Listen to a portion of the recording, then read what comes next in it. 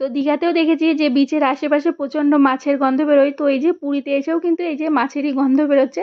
তো মানে যে ভাজা মাছগুলো বিক্রি হয়, তো অনেকে মাছগুলো ভালো খায়, তো আমার তো প্রচণ্ড গন্ধ লাগে।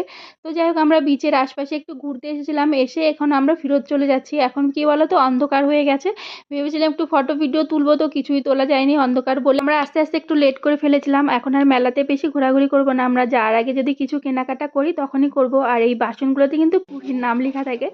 এদিকে আমার মেয়ে আবার পেছন থেকে বলছে, মাম্মি আমাকে তুলসীর মালা কিনে দাও, আমি তুলসীর মালা পরবো। তো আমি বলছি তুলসীর মালা পরলে মাছ মাংস খাওয়া ছেড়ে দিতে হবে একদমই। তো যাই হোক, ও মাঝে মাঝে বলে ও তুলসীর মালা পরবে। হ্যাঁ, পারলে সব মাছ মাংস সব ছেড়ে দিতে হবে। বাড়ি আছে তুলসী মালা পরবি যখন আর খুলবি কিছু না। তুলসী মালা পরবি যখন মাছ মাংস খাওয়া ছেড়ে দিয়ে তারপর পরবি।